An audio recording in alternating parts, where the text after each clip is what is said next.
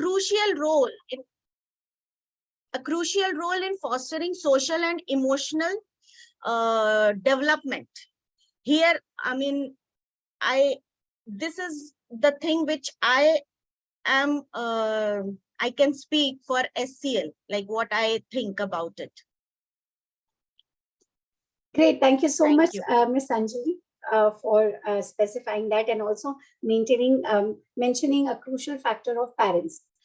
So next I invite our another panelist, Dr. Preeti. Kindly introduce yourself. And I know you are traveling, so I really, really appreciate you joining us. So talk to us about your travel also, and introduce yourself. And the floor is yours. Thank you. Hello, hope I am perfectly well audible. You are. Am I audible enough? Yes, you are. Okay. Yes, we can hear you. Hi. Oh, thank you. So hello everyone, and hello is from like paradise on earth from Kashmir. I'm traveling to Kashmir.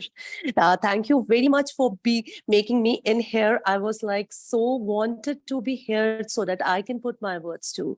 So I am a aptitude coach and a professor in marketing from lovely professional university.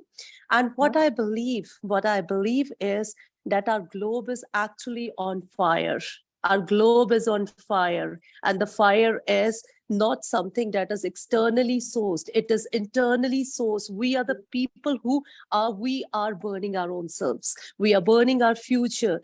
Do we actually feel the heat? We must have started feeling the heat, and how it is. We can check upon this. I'm not going into the statistical terms, but I would really see we can check upon the suicide rates. We can check upon how many people are killing each other over the very little petty issues. And then we can check upon how many youngsters are opening fire. And when there are like conflicts and fights over nothing, and what is happening? Isn't it that we have taken out the soul from the very essence of the living? We are the generation that is like connected, the most connected generation. But if we look inside ourselves, we are the loneliest generation too. We are just connected to internet, through social medias, but we are the loneliest generation. Now, let me focus on to this. I really want to talk very, very quickly over the thing is why. The reason is because we have taken the souls out of it. Like we used to say that if we want to destroy any country, the first thing is hit on the education system. We are not hitting the education system, but we have uprooted the education system and the nervous system that was like the emotions and the social connections that were the most important things that has been taken away from the aspects. Now what we are making very intelligent robots that are just programmed, directioned in one manner, but emotionally we are not. Like, see, if I talk from a scientific terms, this prefrontal lobe of us that makes us very human. That is what is different from us and from animals. This is the prefrontal lobe that make us very human. Otherwise we are animals, but we are much more like social, much more social because of this prefrontal lobe. But now what we have done is we have stopped the feed. We have stopped the nurturing into this prefrontal lobe of emotional social learning. And now the responsibility lies on the parents and even the teachers. Now we have to start upon nurturing the same manner, so that again the essence, like when we are born onto the earth, first lesson is breathing. First lesson of our life is breathing. Similarly, this breathing goes with us towards the end point. Similarly, the first lesson and the nourishment should be love. It should be humanity. And what we have done, we have taken that humanity out and just made intelligent robots. This is not that essence. So just to introduce, I just wanted, yes, the heat that I am feeling upon is that being across. Yes, and I think you got us started thinking, and I'm sure there are a lot of educators who would not be very happy with you right now because you're shaking their foundational root system, but it is much needed. And you pointed out a very delicate issue. It's like, look at the kind of atmosphere we are in. One part, of course, is the loneliness, and we are connected more than ever. Our times, there were only letters or maybe phone calls. And now it is a split of second, you can connect around the world, but we're still the loneliest. And look at the amount of the teenage crime that is happening. And that is something which is very profound that you have brought to the forum, Dr. Preeti. And I really thank you. And we will dive more into this when we talk about how do we build a nurturing classroom environment. And with this thought, I go over to Sophia. Sophia, do introduce yourself, talk to us about yourself. I had the pleasure of meeting you during the World Women's Congress, and we bonded and we talked, and thank you for attending this, and the floor is yours. Thank you so much, Simi. Good afternoon, ladies, and good afternoon to our beautiful audience out there. You know, it's a beautiful afternoon in Ghana. Unlike in India where it's evening, it's actually afternoon here, and it's a beautiful day. Ladies, this is one topic that really hits me right in the chest, because personally, I always say that I think our generation has virtually messed up the generation after us, because we are the generation that grew up with our parents training us from home what to do and what not to do, how to speak to adults. I am from Africa, and here we used to say that a child is born by a woman, but is trained by a community. And so everybody had a hand in training a child. And these were the days when a child is going to sit in a car and sees an adult standing, you immediately stand up for the adult to sit down. We had values. We were the people that grew up coming home to have parents who will hug us and tell us, oh, you okay? Why are you crying? And then we were the generation that when a child misbehaves in town and somebody punishes them and brings them home, that your daughter or your child is misbehaving and I'm coming to report to you, the parents take the hand of the child and in the presence of the person that brought the child will discipline you again. But here we are, we have become the generation that when our child misbehaves and somebody brings them, or even the school tries to correct them, we go to the school to scold the teacher for disciplining our children.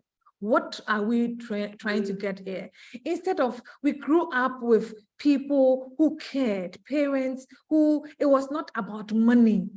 It was not about how many gadgets you had in the house. It was all about coming home to meet the smiles, to say, oh, hello, welcome back home, the hugs, you know, the sweetness that we shared at the time. Where is it now? Now we have left the nurturing of our children, the nurturing of the social and emotional skills of our children to the internet. And so you find children today even trying to talk like robots, like the cartoons that they watch. I agree with my marketing professor, and I'm excited to have you here. I'm also a communications person. So when I saw that there's a marketing person on board, I got excited. I agree with you. This is a heat that we are feeling now. It's just the same way as we are messing up our environment, our natural environment. We are messing up the environment for our children. And I'm quite excited, Simi, that you have come up with this topic for us to discuss. I pray that it will not stop here, but we'll continue talking about it. Let me leave it here for now and get others talking also. But thank you for bringing me on board. Thank you so much, Sophia. And yeah, this topic has been close to my heart for more than a decade, and my research is also dedicated on this. And I kind of now am gathering more thoughts when I'm talking to you all, you lovely ladies. And one point that struck me, Sophia, is when you said nowadays we go and scold teachers. Yes, when they are trying to teach our children good manners. And right. During my trip to Finland, and when we were having this conference, and one of the things that emerged was social emotional development. And I heard from teachers, even from US and UK, having the same kind of things, that we can't tell children because unfortunately parents somewhere are overprotective. And are they right? Because school is the place where a child understands about uniformity, responsibility, empathy, giving others a chance, taking care of themselves and others. And if That's right. that place, the teacher is trying to do her bit, and if we are going ahead and disrespecting that, the child learns that it is okay for me also to do the same thing or not follow. But yes, we will come back to on that thought when we talk about how do we nurture the skills. And with this, I go to my next speaker, who's also my baby sister. And Karishma, a warm welcome, and kindly introduce yourself, and the floor is yours. Thank you so much, Simran. Hello, everybody. I'm Karishma Alvani. I am joining from Los Angeles. The sun is even not out here yet. It's 5 a.m. Oh, no. So my voice might be a little bit raspy because I'm missing my coffee. But thank you so much for inviting me to this platform, Simran. I saw the panelist list and I was like, how am I going to speak on anything with such learned people on the panel? By no means I'm an educator, but by all means I'm a mom, and I'm a mom of two very young children. My boy is almost 6. He goes to elementary school here in Los Angeles Unified School District, and my baby girl is just 8 months, so she's just learning to crawl as we speak. Uh, why this topic is important to me, I come from a different part of the world where we don't have that community that Sophia talked about.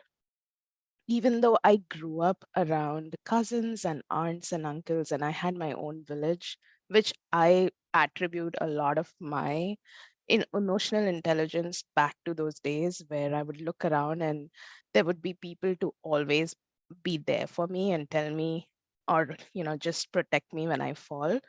Here in United States, the concept of family is very different. We are very singular, we are very inwards, and you don't even see people when you go out. Everybody is in cars. So for me, this topic really is important because I know what it is and what it does when you have that. And now without it, I'm seeing the impact on my son and how important it is to bring it back in some shape or form. I know LAUSD has a lot of curriculum around it, and I'm really thankful that they do. And I'm really happy to participate and share my perspectives just as a parent on why this is important to me. Once again, thank you for the opportunity, Simran, and I'm very excited to hear more than speak, but I will definitely share my experiences as we speak. Thank you so much, Karishma. And with this, we go to Ms. Madhumita. Ms. Madhumita, kindly introduce yourself and talk to us. You, of course, head a school, so you will be having a lot of perspectives to share with us. The floor is yours. Thank you, Simran. Hello, everyone. And I was actually very apprehensive of this meeting because although I have been in the education sector for the last 25 years, but the topic is absolutely new to me. I mean, I have no professional training to talk about such a important, such an important aspect of learning. Social and emotional skill for us as educators, for us as students, we have never touched upon. But since I had grown up in a convent school, got education from a missionary college, we always had this emotional learning, social learning incorporated in our education system, as value education and moral education. But we never understood it as a skill we should learn. We just learned it somehow. But as I have taken up the leadership of a big school, of a high school, I'm the principal of St. Ninian's High School, which is a girls' school, and it is affiliated with the West Bengal Board of Secondary Education. It is a vernacular school in Kolkata, Bengali. For the last 10 years, I'm heading the school, and just 2 years back, we have taken up to start up a new school, English medium. And when I started this school, I had faced a lot of problems, just because there was a lack of emotional skill, social skill in the students, in the parents, in the community in general. Because our education system is very much designed for competition. So in the long run, where we try to achieve our best, irrespective of the others, irrespective of what we contribute to the society, we tend to lose our empathy, our compassion, our teamwork. We work for our personal goals. So this is the sad story I had seen in my 25 years. And when we started with the English medium school, I had this mind that I must teach my children all the social and emotional skills, which is actually we are trying to make a global citizen. The whole world, the versatile world is a community now. And my aim and our school's aim and vision was to develop culturally responsive high school graduates who will thrive in an ever-changing global community.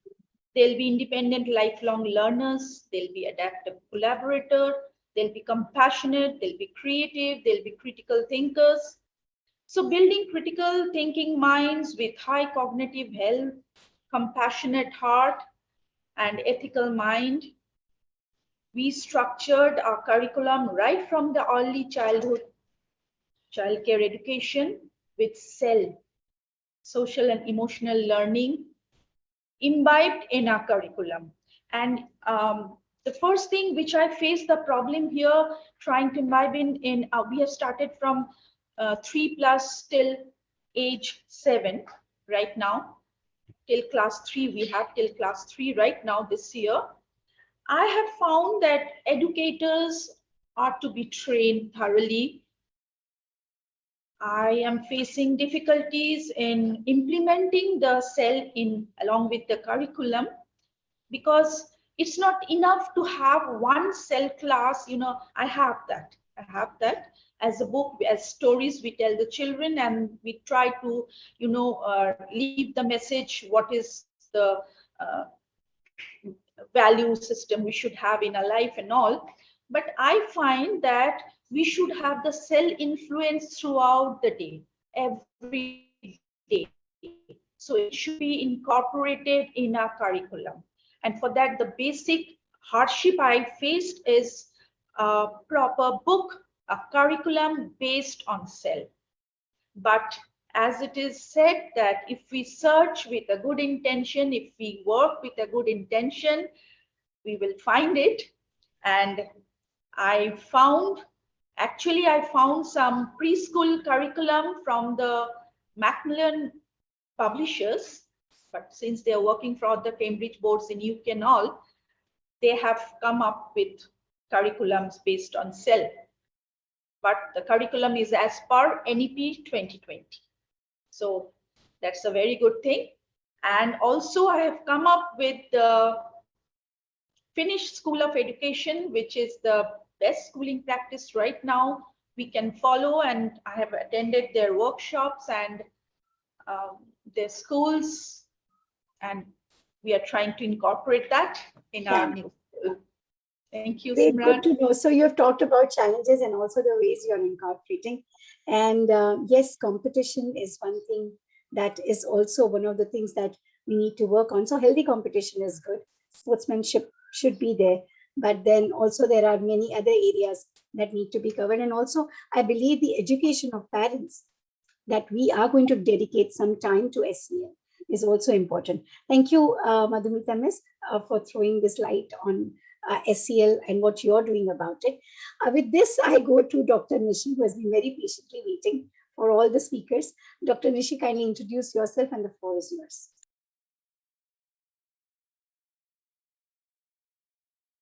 Dr. Nishi, we can't hear you, sorry.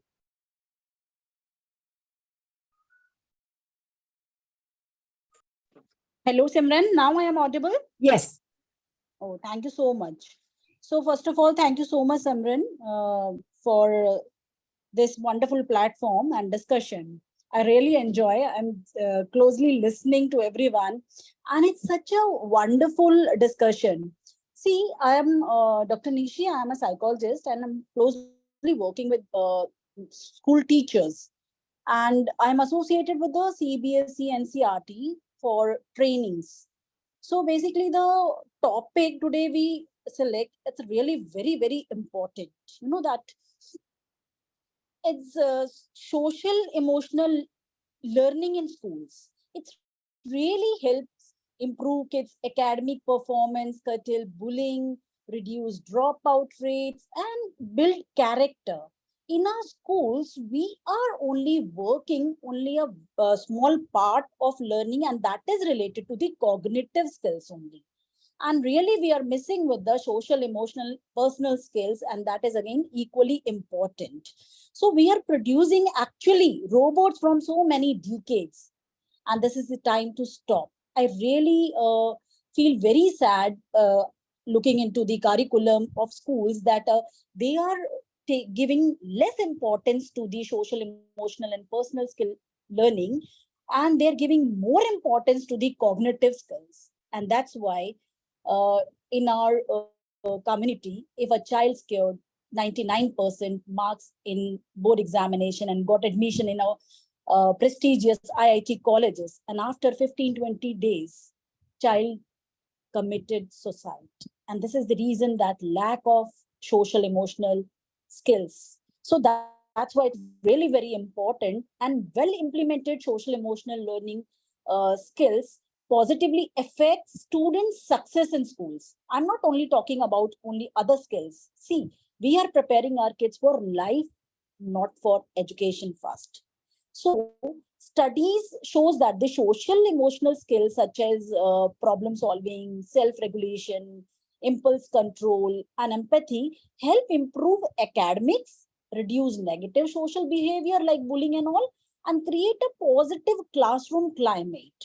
So social emotional skills also help kids successfully manage everyday life. And that is the agenda that prepare kids for life, and they help students focus, make good decisions, and become supportive members of their community well beyond the school. So my idea related to the like social emotional learning skill is to, now this is the time that spread awareness about all importance of social emotional learning skills. And we are glad that you're sharing this, Dr. Nishi, and you're sharing it more from the psychology point of view. And yes, now we are moving from what social emotional learning maybe is required for the graduates to the more core and, what do you say, heated topics, as Dr. Preeti said, is how it is affecting teenagers who do not learn how to manage themselves, who probably are more worried about how many likes they have got, and that kind of changes their self-esteem. And if they are nurtured, so when we talk about SEL, and if you look at the CASEL study, they have a very beautiful framework which talks about self-awareness, self-management, social awareness, relationship building, and finally the decision making. And if the schools were to incorporate this in their curriculum and resonate the same with parents, a lot can develop, a lot can change. And as I said, these are the things only we humans can do through the human connection. So we have been discussing for quite some time, and the time does fly away. So we will kind of wrap up with one very crucial topic. As a human, as an individual, as a mother, as an educationist, how would we want these SEL skills to be nurtured? So if we were today to give some kind of real life tips to schools, what would we say? So with that, I will go to Anjali. Anjali, do you want to talk about what are the methods that you would want to use as a teacher in your school, or would want to tell other teachers or parents, what are the main SEL skills that you would want to nurture, and how would you want to do that? Over to you, Anjali. The floor is yours. Okay, so we have discussed like why SEL is important, what is SEL. Now the main point is how to inculcate that, how to develop that, right? So but obvious teachers, parents only are the main characters or main hero or heroine, you can say, who can develop these things in our children, right? So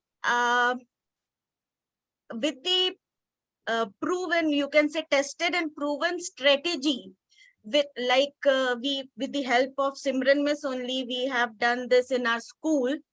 I would like to explain that in a few minutes. Like, I know we are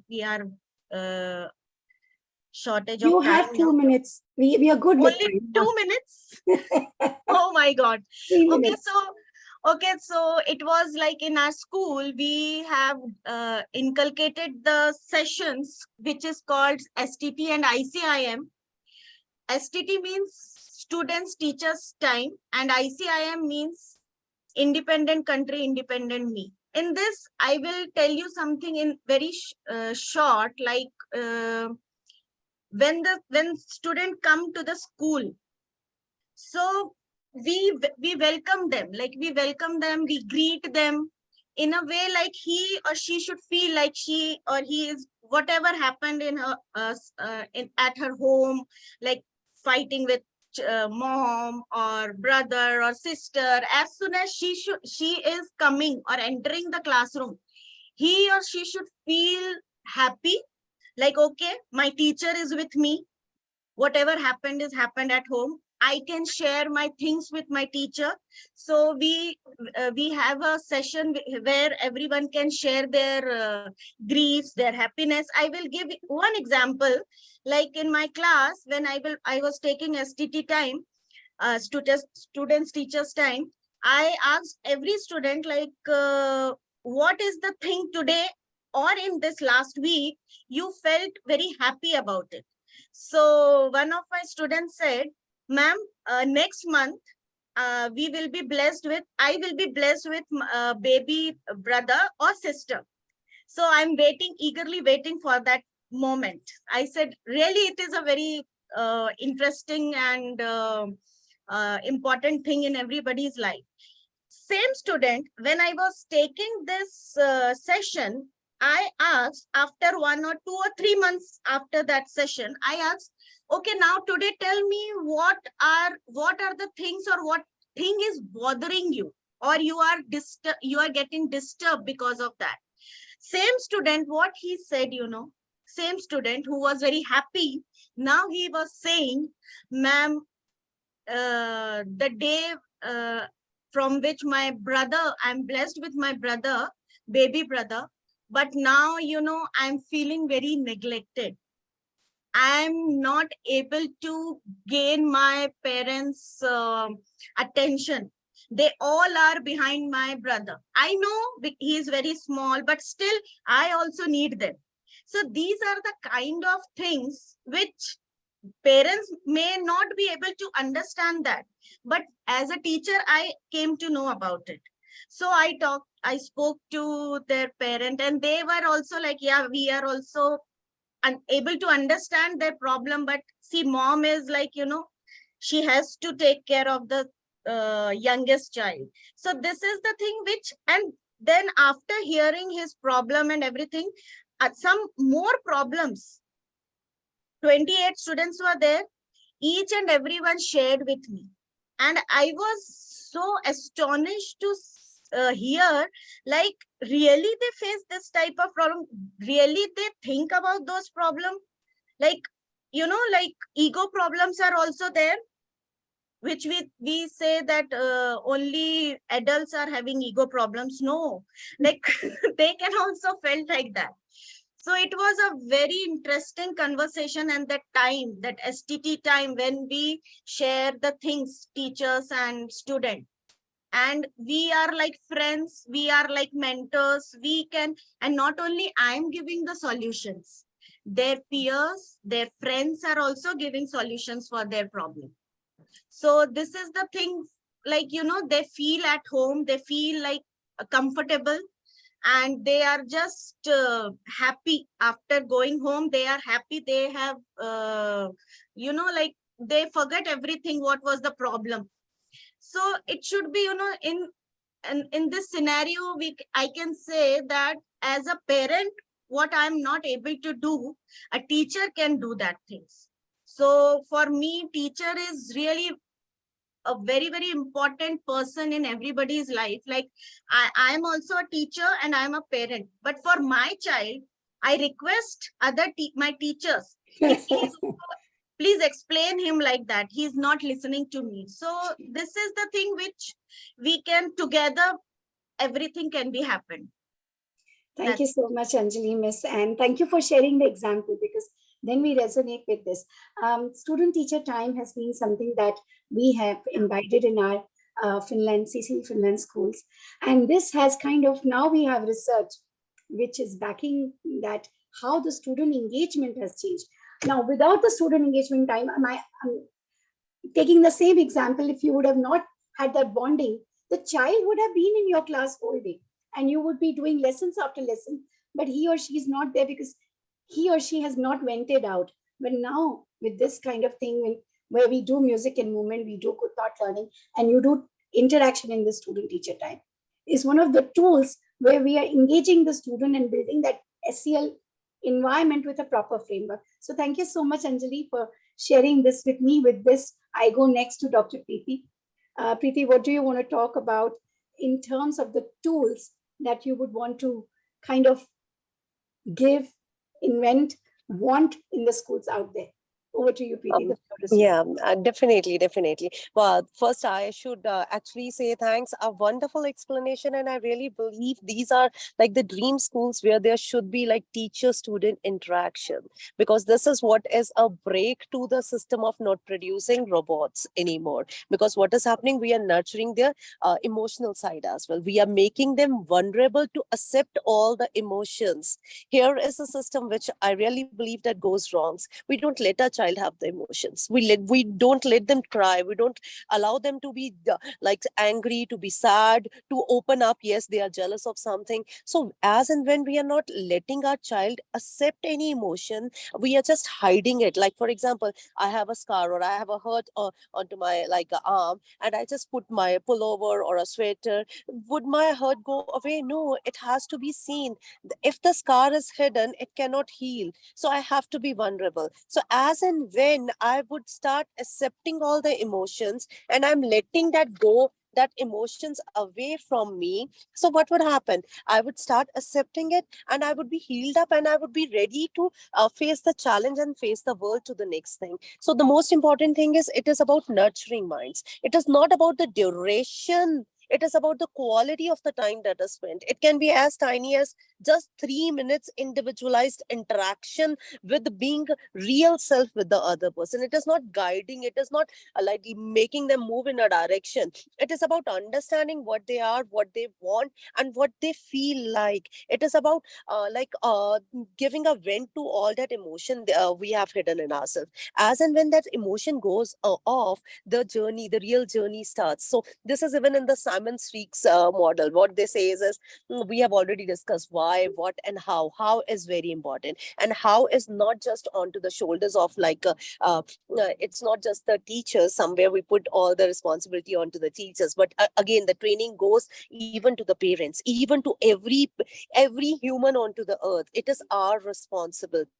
I would really say the major responsibility is onto like the teachers, but what is happening is, because they are shaping, or they are the real architects around giving the direction to the child. But now we need to check upon what is a fixed mindset and the growth mindset. We need to check upon, there should not be fixed that, oh my goodness, this has happened wrong and I have to stay here as wrong across my life. I don't have to. I have to grow up. Here, let me give share a little story. When an elephant is born, a tiny elephant is born, is very huge and is able to stand up, and that tiny elephant is tied to a very tiny tree with a very thin string, and he tries to free himself up. Like, he shakes his body and tries to free himself up, but he's not able to. But this elephant grows in size and becomes a full grown elephant, but remains still tied to the same tree with the same string, because he's not tied. The body is not tied. It is the mindset that's tied. So if any child who has done any wrong at the one point of the moment, and we are making it as like, oh my goodness, you cannot change it, and we are not encouraging to take another risk, what would happen? The child is not going to grow up. So the aspect that need to be concerned is it's about nurturing the minds. It is about it's not duration, it's a quality. It is about not storing the emotions. Let the emotions go out. Accept all the emotion. Be vulnerable enough. Okay, I cannot do it because this is a problem. Okay, we will solve. And if this goes up, if it goes, this accepting the emotion, being vulnerable goes across, so what would happen? This would end the human created competition. See, there was no competition. It was like if we go into the jungle as well, the only aspect is everybody needs the sunlight, but there is no competition amongst the trees. What we have done is we have inculcated, like put into the mind so much of the competition that a child is not like working hard to live his life. It is just to be onto the top of the world. That is not the aspect. The major thing that we should build in the minds, it's the fuel that should run in the bodies and the minds of the Preeti, I think we are losing your voice a little bit. kids should be Preeti? the sense of living it to is to live it, and living is with the society. And what Yeah, Preeti. Hi, Preeti. We can't hear you very well. So until your connection comes back. a society is the emotions. Preeti, we will take a pause because we can't hear you very well. Okay. So here I put myself out. It's important. Okay, I think she's up in the mountains in Kashmir, so I'm sure there's some internet challenge. But I did hear her. She talked about the competition, and also liked about the fact that she's talking about the quality time. And if you remember, Anjali, even when we talk about STT or student teacher time, we say even if we are spending 10 minutes, 15 minutes, or 20 minutes with students, even that is enough, because that at least nurtures that whole thing in them. So with this, I move to Sophia to talk to us about how would she want in an ideal world SEL skills to be nurtured, and what would be her tip to the educationist or parents. Over to you, Sophia. The floor is yours. Yes, thank you very much. So I think that this is a topic that I'm really quite excited about. It's sad that time is running against us right now, because I think that, as I said from the beginning, I believe that both parents and teachers have a role to play in nurturing the social and emotional skills of our children. Parents, right from the beginning of a child's life, you teach a child to love themselves, to put value on themselves, and to appreciate other human beings in their lives. Teaching the child to respect and know that every human being matters, knowing that because I matter, that person also matters. And because he matters, or he or she matters, I have to treat them with respect and dignity. Life is not just about me. I am not an island. I am here because there are others around me, and work as collaborators and not as competitors. You know, it's sad that we are bringing up children, and as Preeti said, there's a lot of competition. So people don't even know how to ask for help again. There are people who are going through so much, and this is even more important. This conversation is even more important now after COVID, where there's so much emotional torture, so much mental health at stake here. You know, children should be taught to appreciate each other, care for each other, simple things like thank you, I love you, I forgive you, oh, please, you go, after you. There's no longer anything like after you. Now it's almost like, well, I must go first. You know, it is important that we train our children right from home to learn to appreciate others, to learn to share with one another, even at the workplace. I mean, I work in a corporate setting, and I've been in the corporate faced for like more than 25 years, and have seen young people, sharp, intelligent young men and women come your way, and they can't control their emotions. The least thing, and they are out of, they are just out venting their emotions. They don't know how to pause and say, okay, this is not about me as a person, it's about the performance. It is something that we need to help everybody. And I'm quite excited to know that schools are teaching this. My only challenge is that in Ghana, public schools, I am wondering, and I'm thinking that these things should be taught. Some of the methods should be used for teaching this could be lessons, simulations, inclusive learning, and case studies. But how can you do inclusive learning when the teacher-student ratio is so unbalanced? There are especially in our public schools, when there are so many, children being catered for one teacher, the teacher is only interested in you taking the cognitive thing and run with it because he has others to take care of.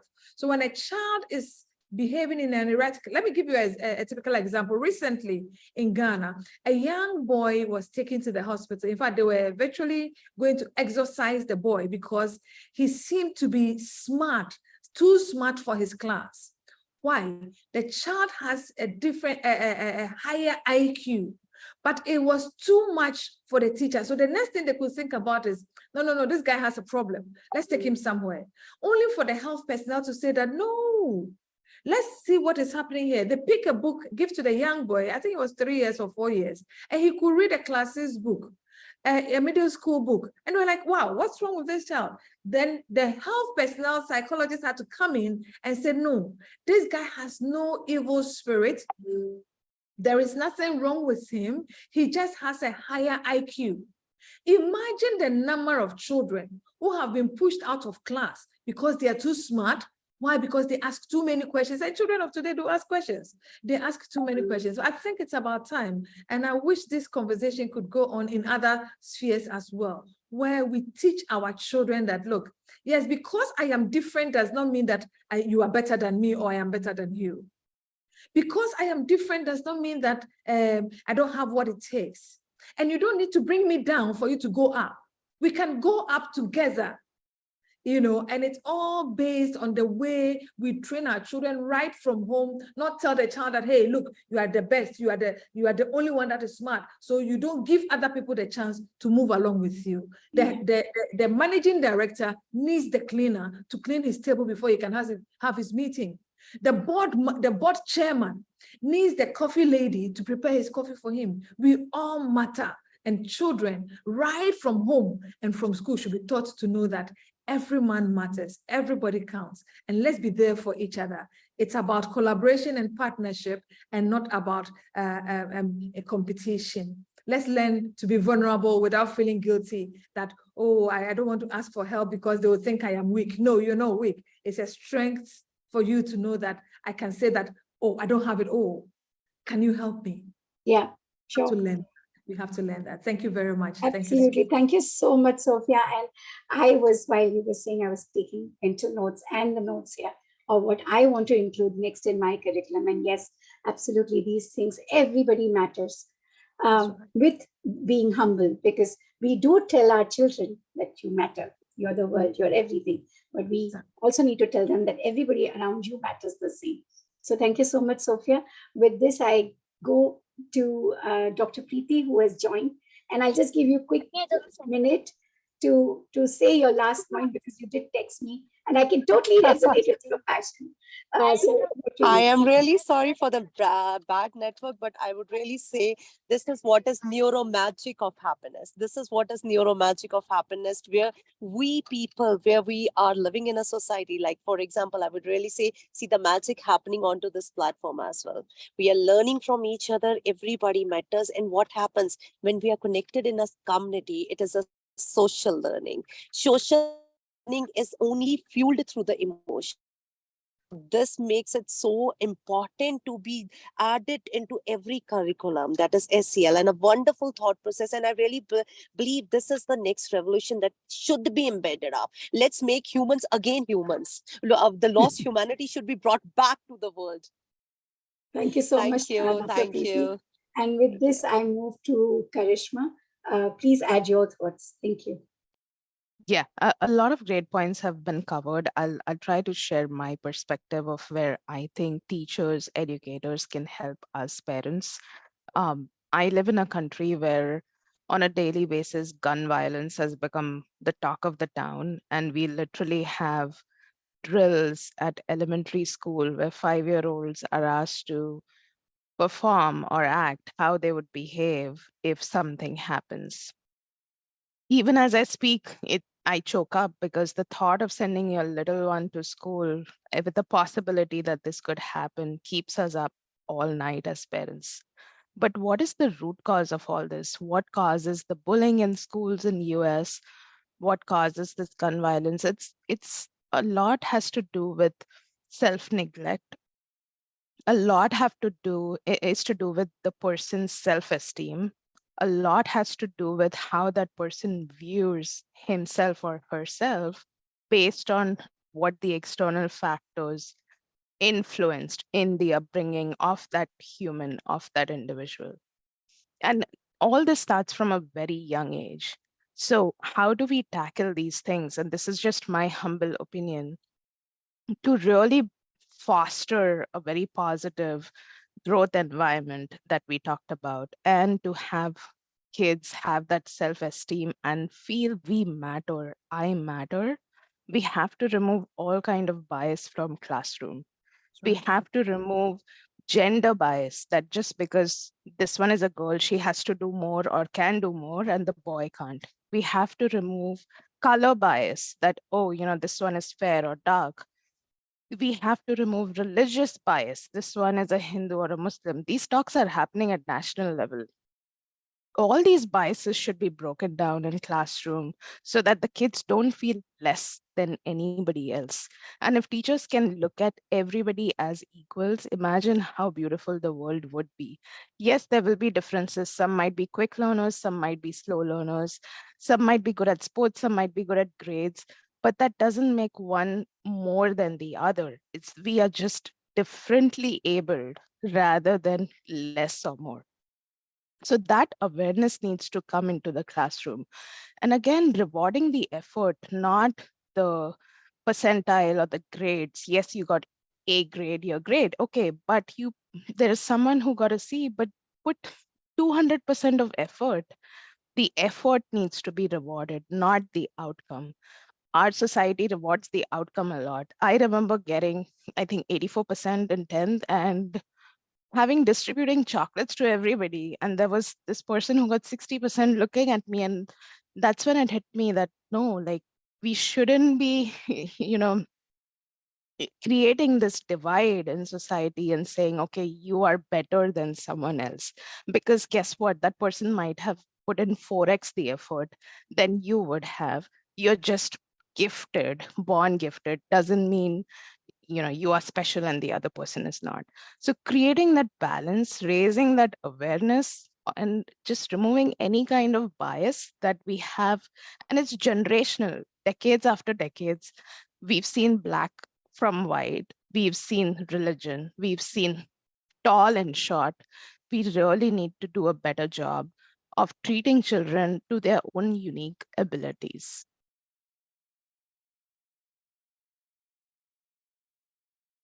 Simran, you're on mute. Okay, thank you about that. Absolutely well said, and I resonate with so many of those thoughts. And one more thing that in India, that a new education policy is trying to do, or we at our Finland schools try to do, is that the effort, the journey of that child, of they doing research or learning something, is important than just the grades. And that's what is more of a formative assessment, rather than only focusing on the summative. And absolutely, that it again resonates. It's the same line that everybody is in the same equal sphere, and it is more of equity and equality. Thank you so much for throwing that thought. I go to Madhumita. I know you already shared the methods you're already doing in your own school, and you talked about doing it for the other school also. Do you want to share one or two other thoughts that you would want other teachers to, from the principal perspective? Yeah, sure, Yeah. Simran. Thank you. One thing I have faced as I'm implementing this SEL education in my classrooms, in the curriculum, that delivering SEL incorporated lesson is difficult task without actually adequate training of the educators. So educators need to be educated and trained thoroughly, which at present I am doing, but we need good trainers. And planning the lessons where SEL is incorporated, that is very important, which I'm doing. You know, the teachers planning, the lesson plan should have the methods of how they are incorporating the SEL in their class or throughout the day in the primary classes. And one more thing, the teachers face a problem a little bit, that is, you know, informative assessment, as you said. We actually need, when we are incorporating SEL in the curriculum, in the subjects, various subjects like maths, say, language, whatever, then we need to assess the skill that has developed. Okay, there we can't compare one child with the other, because the very essence of NEP is centering around child-specific curriculum in the foundation and the primary years. So we need a better set of assessment tools that which we are now struggling with. But how are we incorporating the SEL in the classroom right now? You know, I have that my teachers are doing, we are doing it together, that since emotions are very important of child, and we have already had this discussion that emotion of the educator is also very important. So there is an emotion check, you know, whether they're anxious, they're stressed, they are happy, they're proud of their achievement. And if they are proud, then that should be highlighted and the child may write it down, and you know, that to develop and help develop their confidence. And to make the curriculum child-centric, we sometimes can also go along like KWL. You know, I know, I want to know, and I learn. We have this sheet with 3 columns. Okay, and the first column is I know, and then the next column is I want to know, and the last column is I learn. Suppose, say, the teacher would be teaching about wild animals next week. They have that plan. And to make it child-centric, what I tell them is, the previous week, you introduce the topic to the class and tell the children, like, say, children, okay, next week we will learn about the wild animals. Sorry to interrupt you, but you have another 30 seconds to wrap up, and you can. Okay, so there are other group activities like together making collages and solving puzzles and non-gas cooking, role play, puppet show, free choice time. There are so many ways we have actually incorporated the SEL in our curriculum. Okay, thank you so much, Madhumita, for sharing that. And Dr. Nishi, I come to you to talk to us about what would be the from your perspective, what would be the methods that schools can adopt in nurturing the SEL skills. Over to you, Dr. Nishi. Thank you so much, Samran. According to the National Education Policy and NCF, we know that this document is completely related to the training these skills. It's related to these skills. So overall, like social emotional learning is essential for promoting holistic student development by fostering emotional well-being. So enhancing social skills, improving academic outcomes, and preparing students for success in various aspects of life, because I'm more insisting on life rather than the education. So the strategies, or I can say that the methods that we can use in our schools, like establish clear expectations. That is most important, that they clearly communicate your expectations regarding behavior, participation, and mutual respect from the beginning of the school year. So involve students in creating class norms and rules to foster a sense of ownership and responsibility. It helps student to learn better. And as already Simran, we all know that now IQ is now EQ. So like for some other methods that I would like to share with you, like foster a culture of respect. Like we have a culture in our schools that there is a less respect between the teacher and a student now, because this era is like 21st century learners versus 21st century teachers. So for that, we have to maintain a culture that is most important, that they teach and model respectful behavior towards all individuals in the classroom. And it encourages students to appreciate and value diversity, including differences in backgrounds, cultures, and abilities. And next, very important, that is the promote collaboration and teamwork. It's a wonderful strategy, already tested. So design learning activities that require students to work together in groups and foster a cooperative learning environment. Where students listen to and support one another. So share ideas and collaborate on projects and other activities. And the last and very, very important, that is the use inclusive language and materials. It is my request to all my wonderful educators and teachers that this is the important, that use inclusive language and materials that related to the everyone. So ensure that your language and instructional material are inclusive and representative of various cultures, genders, and abilities. So incorporate diverse perspectives and voices in your teaching resources and your examples. I would like to share one more important thing, that the data of WHO, according to the data of WHO, worldwide, 300 million people are suffering from mental illness. And it's really very sad. And age group is 14 to 18 years. That means the school going kids. So lack of awareness. So overall, I would like to conclude this with that spread awareness. Prepare your kids for sharing their emotions. It's really very important. In our schools, we are prepared with the physical health. We know that agar hamare sir mein dard hoga, we'll take a medicine, this medicine. If I'll get a cut in my hand, then we are ready with the first aid box. But is that we are ready with all these emotional, all these social problems, mental health related issues? Yes, of course, I know that we are not. And because even though not even a single problem in our school, that are not even a single child come to us and said that I have some problem related to this or some social or some emotional. So teachers, it is my request to prepare your kids, spread awareness. And it's very important to have one counselor or a psychologist in your school, not only for students, it's important for the teachers also. Thank you so much, Dr. Nishi. And you kind of wrapped up this for us. And yes, awareness is required. And your data is more of an alarming signal that there is a lot of work in SEL. And with this, I thank each one of you and our audiences and Dr. Vasavi and team ECDF for giving us this platform. And as Sophia said, we need to come back together again and talk about more on this.